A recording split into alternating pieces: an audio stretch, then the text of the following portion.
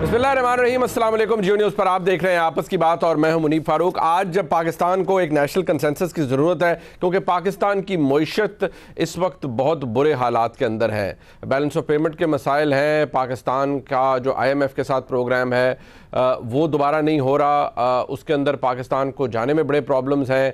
पाकिस्तान की finance ministry इस वक्त क्या कर रही है, जो साबिका फाइनेंस मिनिस्टर हैं और मौजूदा फाइनेंस मिनिस्टर हैं इसी हुकूमत के यानी PDM की हुकूमत के, वो तकरीबन लफाजी अगर उनकी देखी जाए तो वो दस्तों गिरेबां हैं और एक दूसरे के ऊपर खुलकर तनकीद कर रहे हैं।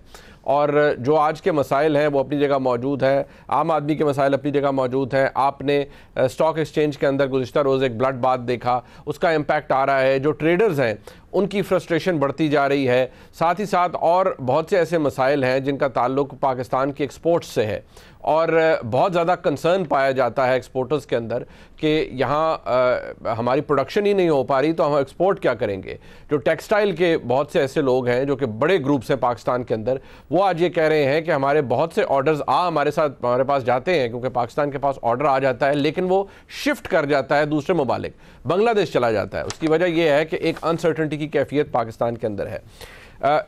अपोजिशन यानी जनाब इमरान खान के मुताबिक इसका वाहिद हल पाकिस्तान के अंदर जनरल इलेक्शंस हैं, जबकि PDM की हुकूमत ये समझती है कि फौरी तौर पर इलेक्शन मसाइल का हल नहीं है, बल्कि जितना अरसा रह गया है इलेक्शंस तक उस वक्त तक पाकिस्तान को इस मुआशी मंझधार से निकालना ही बेहतर होगा।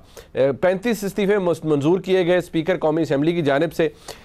उनके ऊपर सवालात बड़े वैलिड उठाए जा रहे हैं कि अगर ये इस्तीफ़े मंजूर करने ही थे तो जो स्पीकर साहब ने फरमाया था, जो एक पूरा प्रोटोकॉल था, फिर या तो उसको अडॉप्ट किया जाता।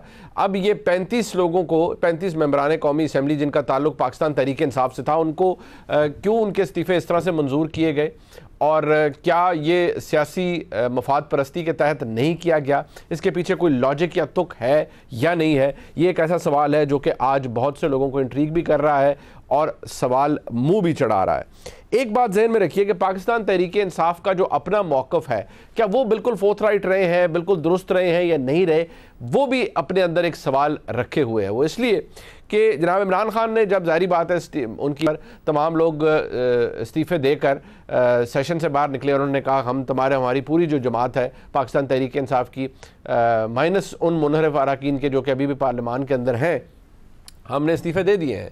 फिर पाकिस्तान तहरीक इंसाफ खुद ये कहती रही कि स्पीकर हमारे इस्तीफ़े मंजूर करें। अब तहरीक इंसाफ के दो मौक़िफ़ हैं। पहला मौक़िफ़ ये है जो आप सुन लीजिए, जब वो कह रहे हैं स्पीकर को कि हमारे इस्तीफ़े मंजूर कीजिए, क्या फरमाते रहे जरा सुनिएगा।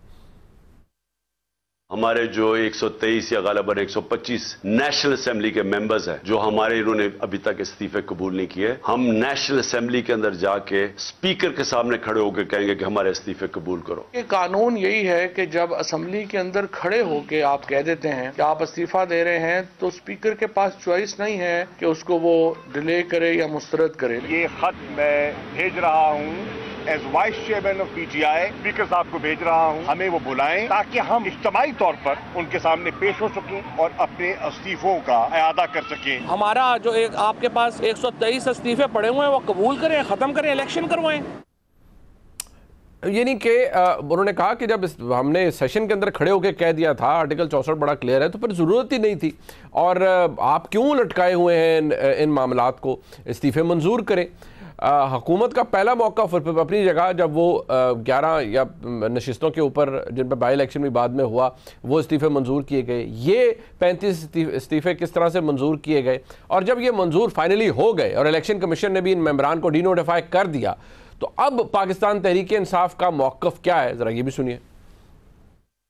ये जो ड्रामा है, ये जो नाटक है, इसको खत्म किया जाए। कहीं एतमाद का ना कह दिया जाए, और अगर एतमाद हम ना ले सके और रन ऑफ ना हो जाए, और अगर रन ऑफ हो गया तो फिर क्या करेंगे। तो फिर इनके हाथ पांव भूल गए और फिर उन्होंने ये आज 35 मेंबरान कौमी असेंबली को डीनोटिफाई करने का फैसला किया। स्पीकर ये मौका अपनी जगह मौजूद है, क्योंकि ये भी जहन में रखिए कि ऐसे इकबाल साहब कहते हैं कि मुमकिन है और भी चंद दिनों में और इस्तीफे भी कबूल हो जाएं। अब वो किस तुक के तहत होंगे, किस लॉजिक के तहत होंगे।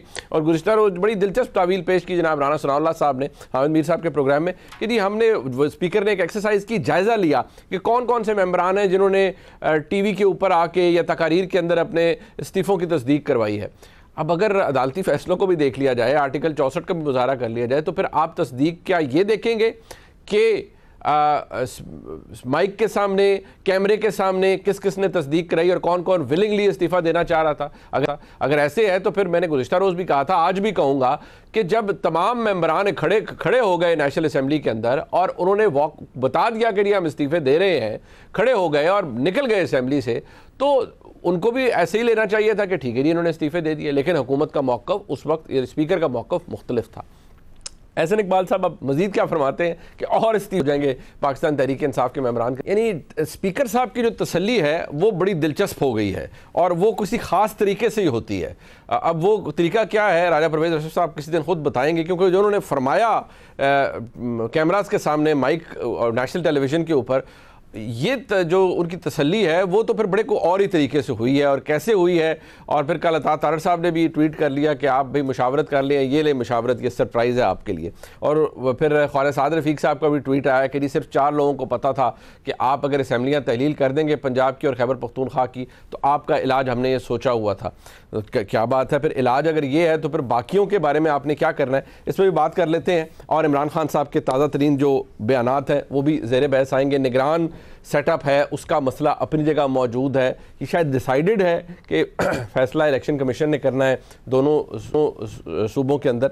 आपने मेहमानों का तारुफ करवा देते हैं। हमारे साथ मौजूद हैं जनाब अता तारड़ साहब, मुआविन ख़ुसूसी वज़ीर-ए-आज़म पाकिस्तान के, डिप्टी सेक्रेटरी जनरल है लीग नून के, बहुत शुक्रिया आपका। हमारे साथ मौजूद हैं आफ्ताब जहांगीर साहब, पाकिस्तान तहरीक इंसाफ के, अब मैं यही कहूँगा साबिक रुकन कौमी असम्बली हैं। ये उन अरकान में शामिल हैं, उन 35 अरकान में जिनके इस्तीफ़े अब स्पीकर ने कबूल किए हैं। आपका भी बहुत शुक्रिया आफ्ताब साहब। जनाब अहमद बिलाल महबूब साहब सरबराह हैं पिलडैट के और इस मामले के ऊपर बड़ी गहरी नज़र रखते हैं और उनका जो इस पर तज्ज़िया होगा वो बड़ा इन्फॉर्मेटिव होगा कि किसने कहाँ क्या सासी मफाद परस्ती का सबूत दिया है। अपने तमाम मेहमानों का शुक्रिया अदा करता हूँ। मैं ज़रा आफ्ताब साहब, मुझे ज़रा इसलिए क्योंकि अब ये सवाल हर एक के जहन में है कि आप लोग तो कहते रहे कि भाई इस्तीफे कबूल करो, हमने कह दिया है, फ्लोर ऑफ द हाउस पे भी कह दिया है, इतने अरसे से कह रहे हैं कबूल कर लो। अब हमने कहा कि हम वापस असेंबली जाएंगे या ऐसी कोई बात होगी तो इन्होंने इस्तीफे कबूल कर लिए। अब एतराज़ आपका ये है कि इन्होंने इस्तीफे, बल्कि एतराज़ भी नहीं, आपका ये बयानिया तो दुरुस्त हो सकता है कि इन्होंने आपके खौफ से या अदम एतमाद के, तहरीक अदम एतमाद के या एतमाद के वोट के डर से इन्होंने इस्तीफे कबूल कर लिए हों। उसके अलावा तो आपको स्पीकर से कोई गिला नहीं है कि ये इस्तीफे क्यों कबूल हुए। बहुत शुक्रिया मुनीब कि आपने मुझे अपने प्रोग्राम में मौका दिया बात, और मेरे साथ जो शरीक गुफ्तगू हैं उनको मेरा सलाम, दोस्तों को।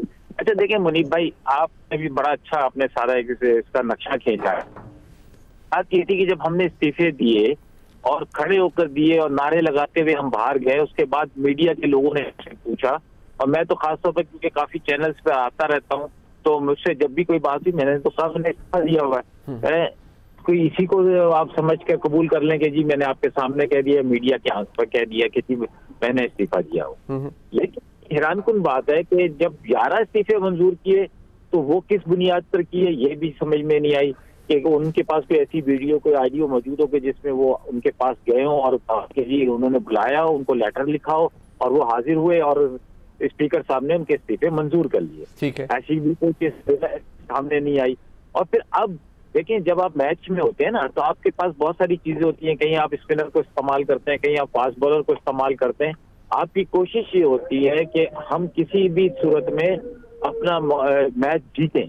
अब हमारा मौकिफ ये था, हमारा मैच ये था कि जी हमने आपको इस्तीफे दे दिए, हम इसके बाय इलेक्शन करवा लें, समझे ना। इन्होंने कहा नहीं जी इस्तीफे के इस तरह मंजूर नहीं होते, उसके लिए आपको पर्सनली आना पड़ेगा। ठीक है, और आके फर्दन ये भी सारी दुनिया ने सुना, पिछले 4-5 महीने से यही कहानी चल रही थी।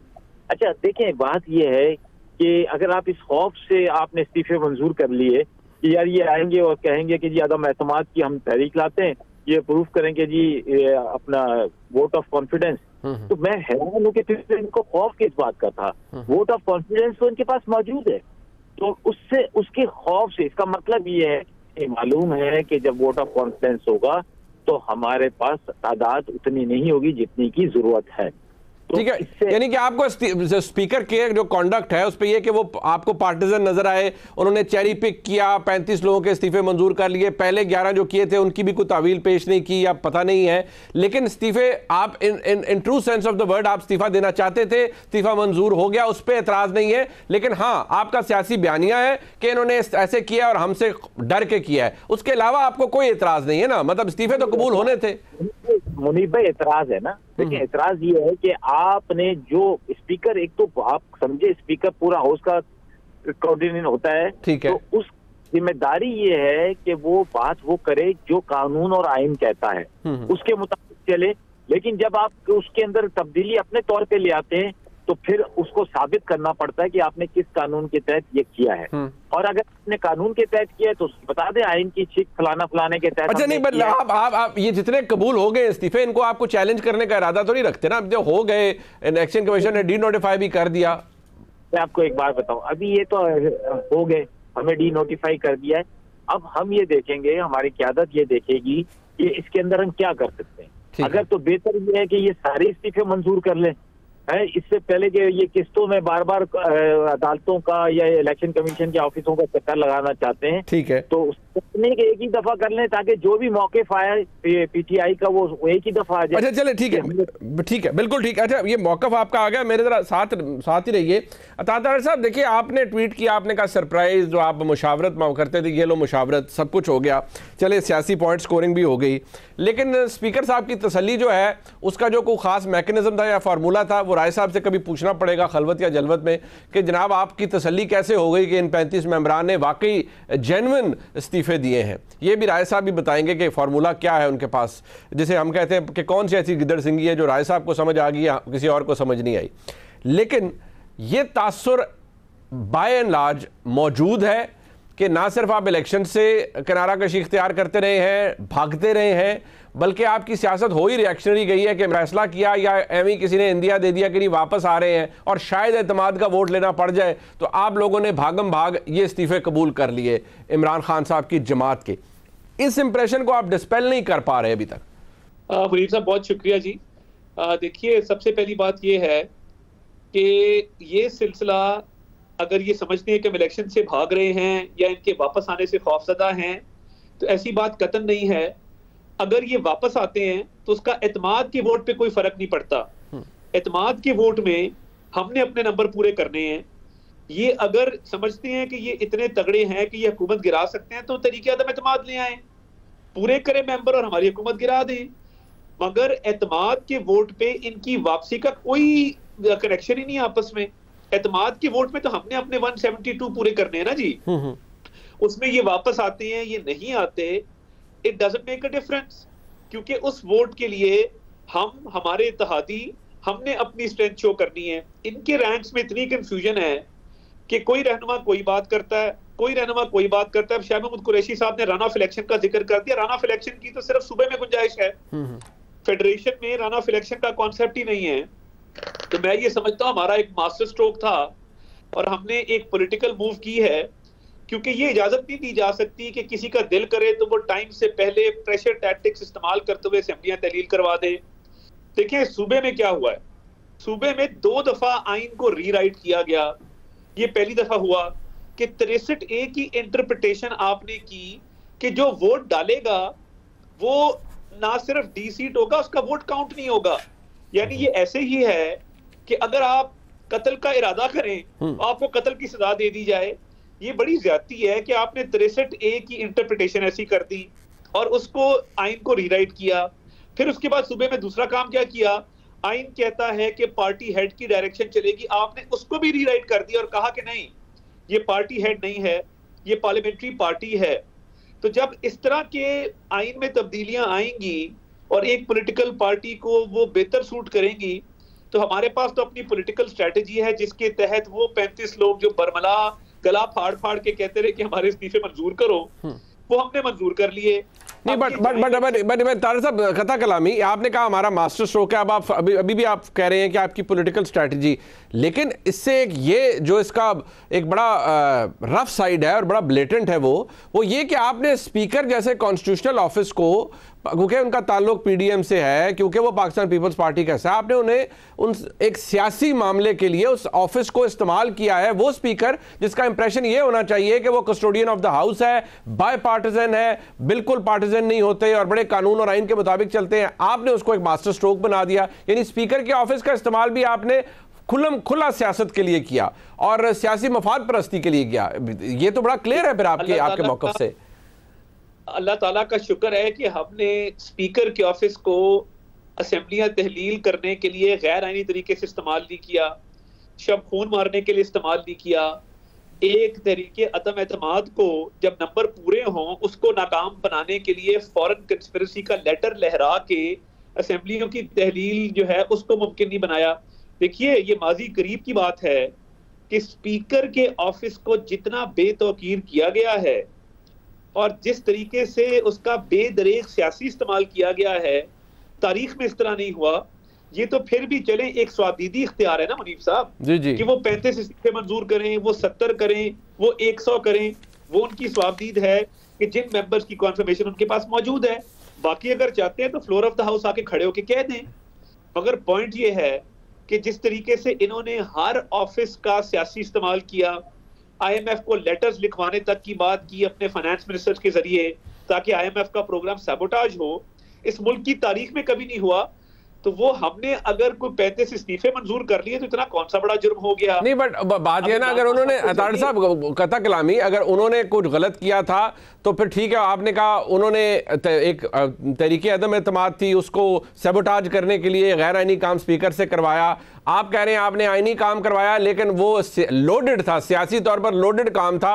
यानी जो इस्तीफे टेक्निकली अगर यही ग्राउंड था, स्पीकर को पहले मंजूर करने चाहिए थे, वो उन्होंने आपकी सियासी जो प्लेसमेंट है उसको देखते हुए, आपकी सियासी मफाद को, अपनी जमात के और पीडीएम को देखते हुए उस वक्त मंजूर किए। लेकिन आप इस बात का जवाब दीजिएगा कि अभी भी फवाद चौधरी साहब फरमाते हैं कि जो पार्लिमानी लीडर का ओहदा है, अपोजिशन लीडर का ओहदा है और पब्लिक अकाउंट्स कमेटी का जो ओहदा है, वो अभी भी पाकिस्तान तहरीक इंसाफ के ही हैं, क्योंकि हमारे मेंबरान अभी भी मौजूद हैं। तो फिर क्या अगर वो क्लेम करने आएंगे तो फिर इसी तरह आप लोग मजीद 10-10 लोगों के इस्तीफे मंजूर करते जाएंगे ताकि उनका सिरे से क्लेम ही खत्म हो जाए? तारिक साहब देखिए, मुझे बड़ा अच्छा लगा, फवाद चौधरी साहब की टोन में बड़ा फर्क था।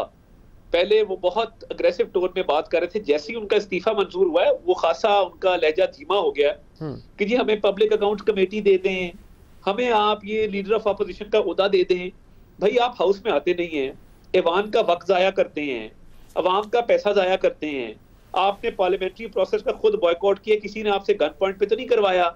और पंजाब में हमजा शहबाज साहब को 4 साल वो लीडर ऑफ अपोजिशन थे, इन्होंने उनको PAC का चेयरमैन नहीं बनाया और कमेटीज का हमारा आखिरी दिन तक बॉयकॉट चलता रहा। तो ये जो मासूमाना ख्वाहिशात हैं कि हमें PAC का दफ्तर दें, हमें लीडर ऑफ अपोजिशन का दफ्तर दें, तो ये घर बैठे तो नहीं मिलेगा। और देखिए, जहां तक मजीद इस्तीफे कबूल करने का सवाल है वो बिल्कुल मुमकिन है।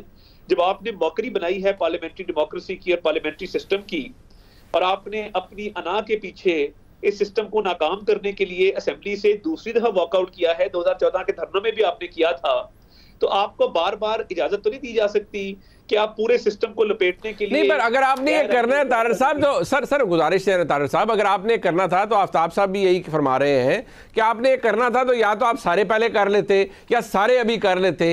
ये जो आप ट्रॉन्चेस के अंदर कर रहे हैं, ये तो कोई माजरत के साथ स्पीकर साहब कोई ना सियासत की खिदमत कर रहे हैं, ना डेमोक्रेसी की खिदमत हो रही है, ना ही कानून और आइन के मुताबिक ये सब कुछ हो रहा है। ये अपनी सियासी मफाद को देखते हुए सब कुछ हो रहा है और बड़ा बुरा प्रेसिडेंट सेट हो रहा है। बाय द वे, ये आप खुद कल आप लोग भी रिसीविंग एंड पे हो सकते हैं।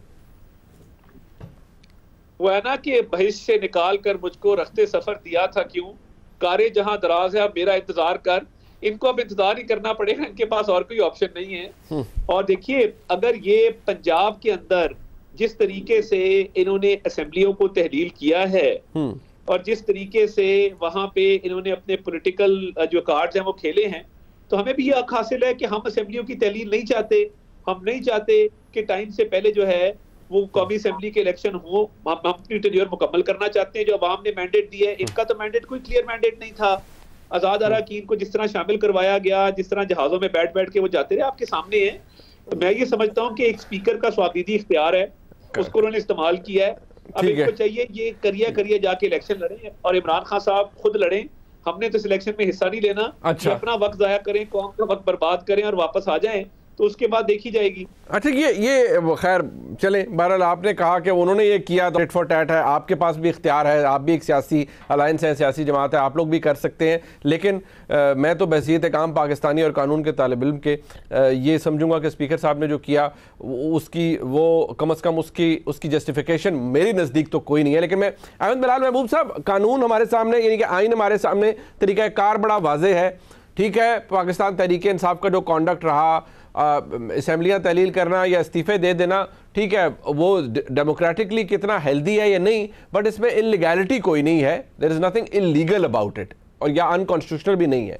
लेकिन जो स्पीकर ने किया है, क्या वो जस्टिफिकेशन आपको समझ आती है जो कि आप पूरी पीडीएम दे रही है या हमारे दोस्त तारड़ साहब जो दे रहे? बहुत शुक्रिया मुनीब। बात यह है कि दोनों ही साइडें कानून को अपनी एक्सट्रीम लिमिट तक स्ट्रेच कर रही हैं, और ये दोनों ही कर रहे हैं, कुछ एक्शन कोई रिएक्शन। अब ये जो स्पीकर साहब ने किया है ना, अगर आप कानून को पढ़ें या आइन को पढ़ें तो उसमें तो ये मामला स्पीकर साहब की सेटिस्फेक्शन पे डिपेंड करता है। दो चीज़ों के बारे में उन्होंने इत्मीनान हासिल करना है कि ये इस्तीफ़ा वॉलंटरी है और ये इस्तीफ़ा जेन्युइन है। ये दो चीज़ों पे इत्मीनान करने के लिए कोई तरीक़ेकार नहीं वज़ा किया गया। सिर्फ ये कहा गया कि अगर कोई मेंबर खुद आके स्पीकर साहब को इन पर्सन अपना इस्तीफ़ा दे दे और कहे कि ये बड़ा वॉलंटरी इस्तीफ़ा है, तो वो तो इस्तीफ़ा होगा। लेकिन अगर किसी दूसरे तरीके से इस्तीफ़ा पहुँचे किसी और के ज़रिए से, तो फिर स्पीकर साहब को इत्मीनान करना होगा, और वो इत्मीनान कैसे करना होगा ये स्पीकर साहब की मर्ज़ी है। उसके लिए बिल्कुल फ्री हैंड है स्पीकर साहब को। तो स्पीकर साहब ने उस फ्री हैंड का इस्तेमाल किया है।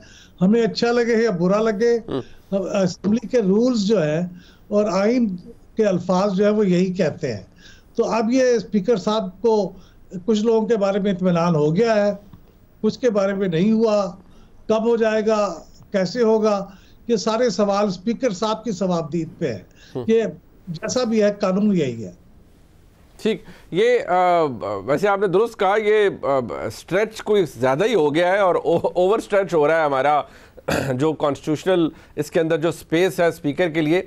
और स्पीकर साहब को आगे कैसे तसल्ली होगी और वो तबस्सुम फरमाएंगे और फिर तारड़ साहब एक ट्वीट करेंगे जिसमें उन्होंने कहेंगे फर्दर सरप्राइज, शायद यही होगा नेक्स्ट, और फिर पता लगेगा कि आप 10 इस्तीफ़े मंजूर हो गए या 12 हो गए या 15 हो गए, ट्रांचेस में ही शायद इस्तीफ़े मंजूर होंगे। बहरहाल that's the way it is, ये सियासत ऐसे ही चल रही है। लेकिन एक ब्रेक शामिल करते हैं। आफ्ताब जहांगीर साहब हमारे साथ हैं, अहमद बिलाल महबूब साहब हमारे साथ हैं और तारड़ साहब हमारे साथ हैं। इमरान खान साहब ने आज भी ये कहा है कि उनको लग रहा है, बल्कि उनको बिल्कुल लग रहा है कि ये अप्रैल में इंतखाबात होने जा रहे हैं। परवेज़ इलाही साहब ऑलरेडी कह चुके हैं, बट होने जा रहे हैं कैसे? दिस एक और इशू है, वो हल्का बंदियों के हवाले से है, सेंसस के हवाले से है, उसके अंदर मिनिस्ट्री ऑफ प्लानिंग की एक अपनी एक मौक़िफ़ है, उसके बगैर कैसे होगा? और जो निगरान हुकूमतें बनेगी इन दोनों सूबों के अंदर, उसके हवाले से भी अब तक कोई हौसला अफजा बात कम से कम पंजाब के हवाले से सामने नहीं आई, क्योंकि मामला सियासी जमातों के दरमियान तो हल होता शायद नज़र नहीं आ रहा। ये मामला शायद इलेक्शन कमीशन के पास ही जाएगा। और क्या होगा उस चैलेंज का जो कि पीडीएम ऑलरेडी दे चुकी है। एक ब्रेक के बाद हमारे साथ रहिए।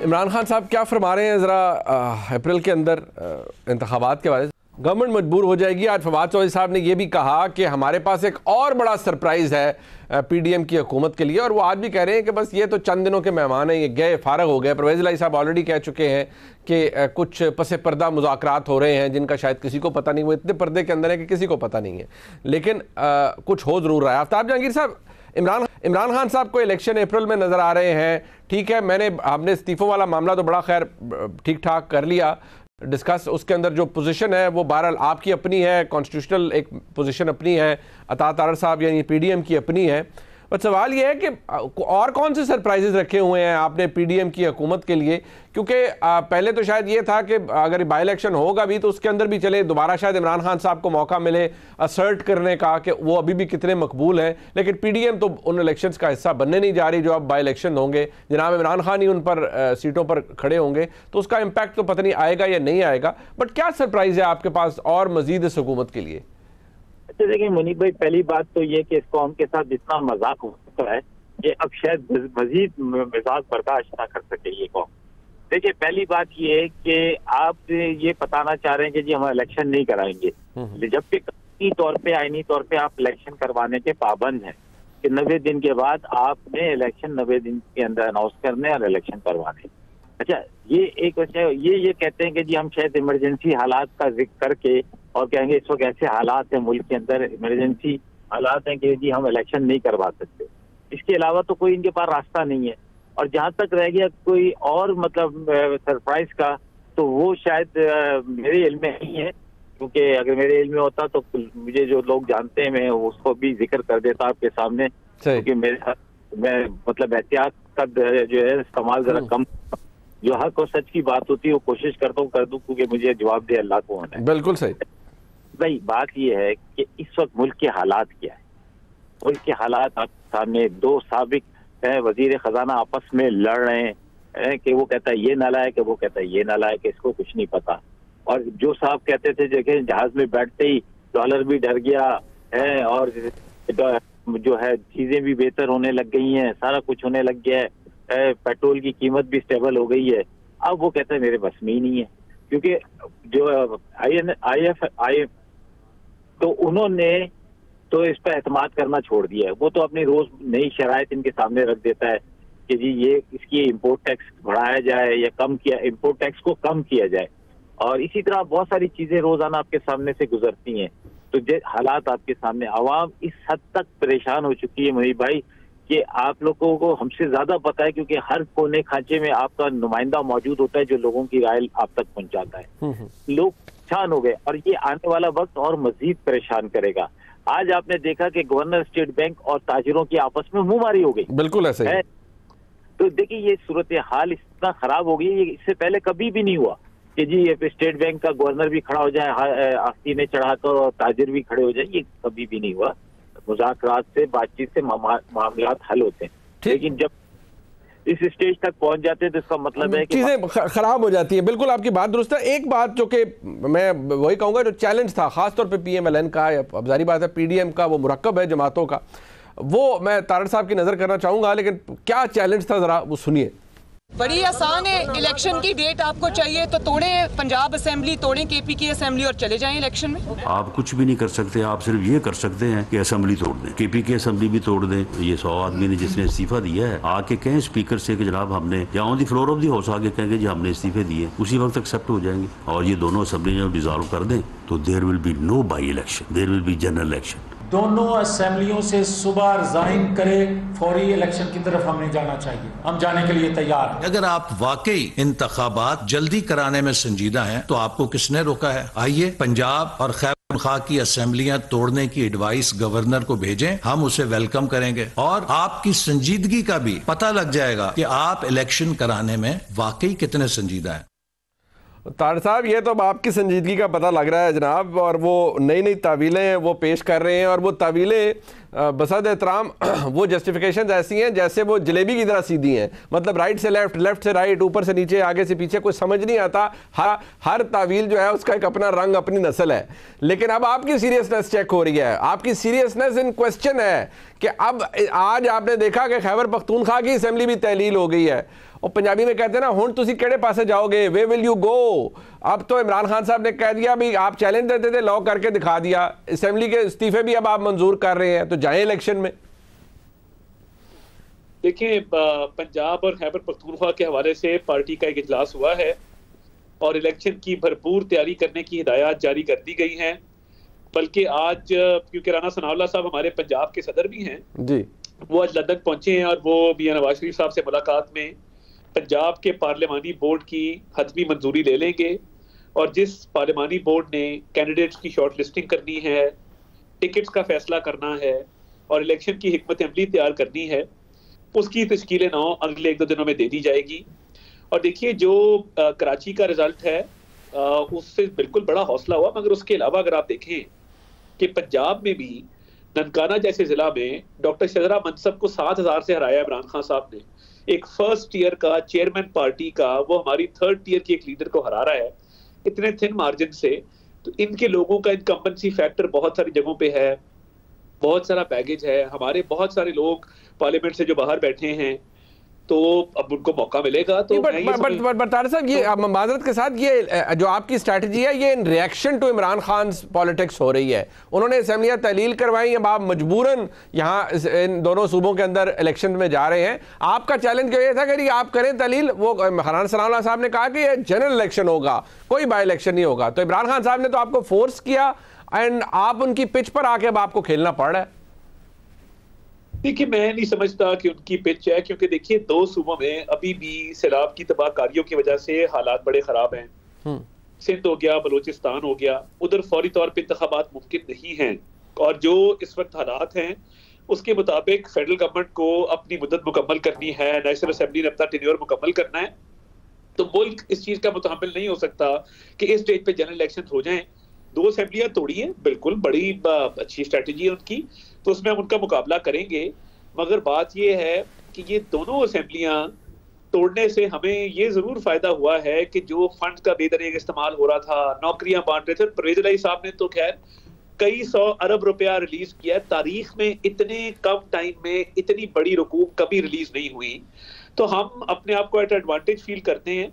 जनरल इलेक्शंस तो जब होने हैं कौमी असेंबली के, बाकी 2 सूबाई असेंबलियों के, वो टाइम पे होंगे। मगर इन 2 इलेक्शंस में हम इंशाल्लाह बिल्कुल डट के मुकाबला करने जा रहे हैं, फील्ड में अपने लोगों को उतारेंगे। और आप देखेंगे कि वो इमरान खान साहब जो एक क्लेम करते हैं पंजाब के साथ, उन्होंने पता नहीं किस चीज का बदला लिया है कि 4 साल बुजदार के और 6 महीने मोनसिलाई के।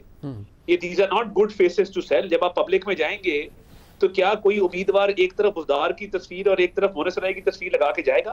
पंजाब में 10 साल कारकर्दगी का मुकाबला है कि शहबाज शरीफ जिसने ऑरेंज ट्रेन, मेट्रो से लेके अस्पतालों, स्कूल, कॉलेज, यूनिवर्सिटी से लेके हर चीज में इन्वेस्टमेंट की और एक अच्छे मंसूबे खड़े किए, उनकी परफॉर्मेंस का मुकाबला होगा बुजदार की और मोनसराय की परफॉर्मेंस के साथ। तो ये एक बड़ा दिलचस्प मुकाबला होगा और आप देखेंगे कि इसमें इंशाल्लाह हमें एक अल्लाह ताला शानदार कामयाबी से नवाजेंगे। अच्छा, वो चले वो अगेन मैं कहूँगा वो शानदार कामयाबी आपके मुकदरों में हुई तो ज़रूर आपको मिल जाएगी, लेकिन सीरियसनेस आपकी इन क्वेश्चन है तारड़ साहब, और आपकी मुस्कुराहट से ये पता लग रहा होता है कि जाहिर बात है बहुत सारी बातों का जवाब बंदे ने नहीं भी देना होता, बहुत सारी बातें हो जाती हैं बंदे को, फिर बंदा कहता है क्या जवाब दे, इतनी बड़ी बड़ी बड़के मारी हुई है पार्टी के इतने बड़े बड़े लोगों ने, तो फिर हम कैसे जाके उसे डिफेंड करें। आई अंडरस्टैंड, वो तो फिर बंदे के जरा हो जाती है, लेकिन मुझे पता है आप मुस्कुराते हैं, मुझे पता है, लेकिन आपकी मुस्कुराहट जो है वो काफी मीनिंगफुल है ना, और वो जैसे आफ्ताब साहब कह रहे हैं क्लियर है सबको कि वो जारी बात है, आप क्या जस्टिफाई करेंगे उसको। एक मुख्तसर सा ब्रेक है जी, यहाँ पर गुफ्तगू को हम जारी रखते हैं, ब्रेक के बाद हमारे साथ रहिएगा।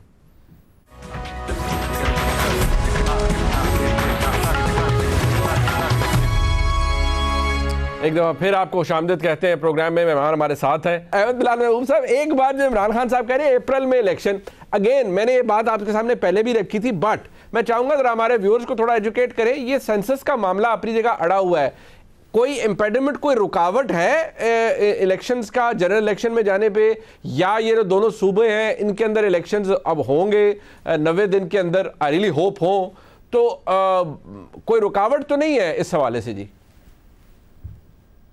नहीं, रुकावट नहीं है। अगर फर्ज करें असेंबली डिसॉल्व हो जाए जी और 90 दिन के अंदर इलेक्शन होने हैं और उस वक्त तक सेंसस कंप्लीट नहीं हुई, उसके रिजल्ट नोटिफाई नहीं हुए और उसके बाद उसकी नई डिमार्केशन ऑफ कॉन्स्टिट्यूएंसीज भी नहीं हुई, तो वो पुराने के हिसाब से हो जाएगी। वो कोई रुकावट नहीं है। रुकावट तो ये है कि इन्होंने चूंकि खुद ये फैसला किया हुआ है काउंसिल ऑफ कॉमन इंटरेस्ट में, इमरान खान साहब ने और आम पार्टी के सामने कि ये नए सेंसस के हिसाब से अगला इलेक्शन होगा। बस वो एक इखलाकी बाइंडिंग है, किसी हद तक कानूनी बाइंडिंग भी है, लेकिन ऐसा नहीं है, क्योंकि इलेक्शन अगर नए कराने पड़ जाए तो आपको जो भी उस वक्त सेंसस का रिजल्ट मौजूद होगा उसकी बुनियाद पे हो जाएगा। तो कोई रुकावट नहीं, उसकी वजह से इलेक्शन नहीं रुकेंगे। बट सीसीआई एग्जिस्ट करती है। अहमद बिलाल महबूब साहब, आपको मुझसे बेहतर पता है, जाहिर बात है उसकी एक अहमियत, कानूनी अहमियत भी है। अब आपने दुरुस्त कहा उसकी एक मॉरल साइड है, एक उसकी लीगल साइड है, लेकिन यहाँ पर तो हालात ऐसे अगर कहा जाए है भी एक्स्ट्रॉर्डनरी भी पैदा हो गए कि 2 सूबों की असेंबलियाँ तहलील हो चुकी हैं, लेकिन ये आउट ऑफ कंपल्शन भी नहीं हुई, खुद सियासी तौर पर की गई हैं। ऑप्ट किया गया है हुक्मरान जमातों की जानिब से और वज़राए आला की जानिब से कि इन असेंबलियों को तहलील किया जाए। स्टिल आपको लगता है कि कोई प्रॉब्लम नहीं है कि सूबे जिनमें बाद में होंगे, वफाक जिनमें बाद में इलेक्शन होगा, जनरल इलेक्शन, उनका शायद रिजल्ट जो है या उनकी जो इलेक्शन है वो सेंसस के बाद वाला होगा, इन 2 सूबों के अंदर पुराने सेंसस के हिसाब से या पुरानी डिलिमिटेशन के हिसाब से होगा, तो कोई डिस्क्रिपेंसी पैदा नहीं होगी आपकी नज़र में? देखिए, डिस्क्रिपेंसी जो पैदा हो भी अगर गई तो वो कोर्ट्स उसको रिजॉल्व कर लेंगे या खुद ये कॉन्स्टिट्यूशनल अमेंडमेंट करके या कोई लॉ पास करके उसको ठीक कर लेंगे। लेकिन फर्क कितना पड़ना है ना कि अगर सूबाई इलेक्शन के अंदर जो फर्क पड़ेगा वो ये कि नई सेंसस के तहत हो सकता है पंजाब की सीटें कुछ कम हो जाएं या ज्यादा हो जाएं और खैबर पख्तूनख्वा भी कुछ ज्यादा या कम हो जाएं। तो जब ये सेंसस का रिजल्ट आए तो उसके बाद पता चले कि आपकी सीटें जो थी वो 2 बढ़ गई हैं, तो वो फिर अगले इलेक्शन पे एप्लीकेबल होगा।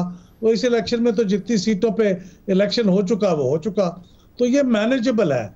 यानी ये कोई बहुत बड़ा इम्पेडिमेंट नहीं है, लेकिन बेहतर होता कि अगर ये, चूंकि उसके ऊपर ज्यादा एतराज सूबा सिंध को था कि जो सेंसस के रिजल्ट है वो ठीक नहीं है, तो उसका ज़ाहिर इलेक्शन तो नहीं हो रहा, तो उसका जब भी इलेक्शन होगा तो वो शायद नए सेंसस के हिसाब से हो।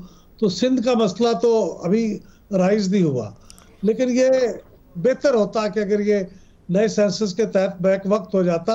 और भी कई मसले हैं अलग अलग होने में, लेकिन आइन जो कि इजाज़त देता है तो आपने ये डिसरप्शन करनी है तो आप कर सकते हैं। ठीक, मैं अपने तमाम मौजूद मेहमानों का शुक्रिया अदा करता हूँ, जनाब अताउल्ला तारड़ साहब का, अहमद बिलाल महबूब साहब का और आफ्ताब जहांगीर साहब का। मामलात हैं जिनके ऊपर हमने गुफ्तगू की अपने मेहमानों से। आज का प्रोग्राम आपने देखा जी, इंशाअल्लाह कल मुलाकात होगी। खुदा हाफिज़।